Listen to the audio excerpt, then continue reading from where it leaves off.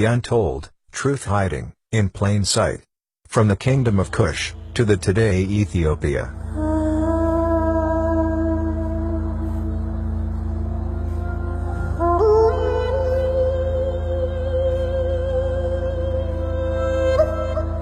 One the largest ethnic group in East Africa today, they were existed as a community of people for thousands of years in East Africa. Available information clearly indicates that the land of Kush, Nubia, or the ancient Ethiopia, in Middle and Lower Nile, was the home of the Kushitic speakers. It's from there that they subsequently dispersed and became differentiated into separate linguistic and cultural groups.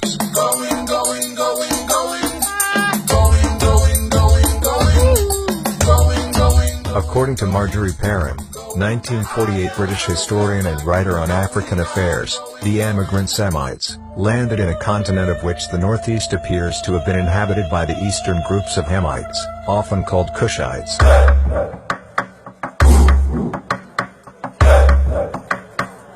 The various Kushitic nations, inhabiting Northeast and East Africa today, are the result of this dispersion and differentiation.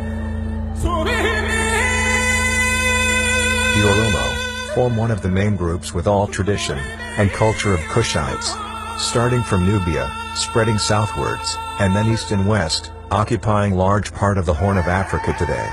Their strong physical features, unique culture, language, and other evidences unequivocally point to the fact that they are indigenous to this part of Africa.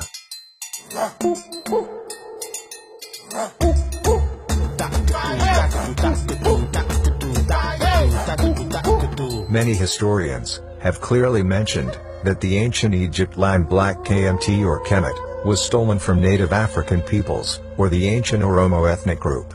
The untold truth, hiding in plain sight, is that the land Egypt today was taken by brutal force and subterfuge by European and pale Arabs of that time.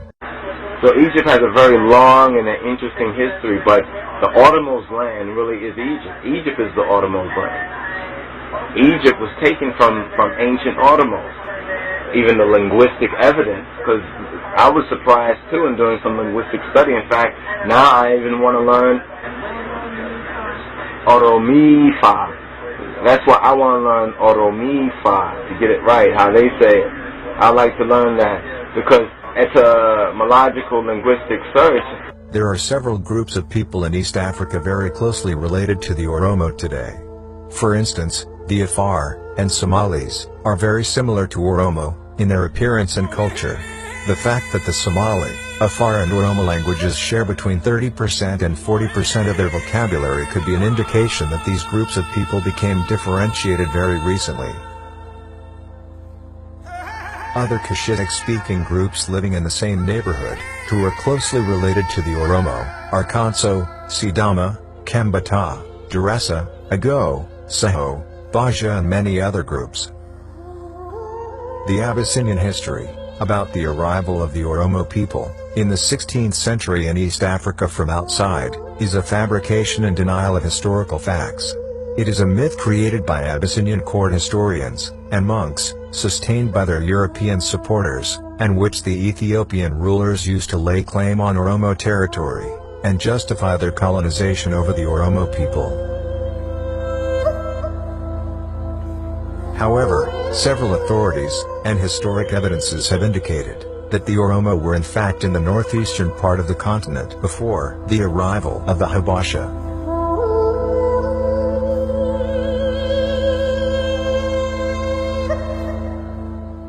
This short documentary is brought to you by Isaac Mo, from Bultoon Media.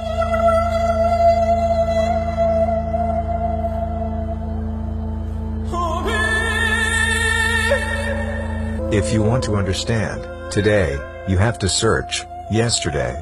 We are not makers of history. We are made by history.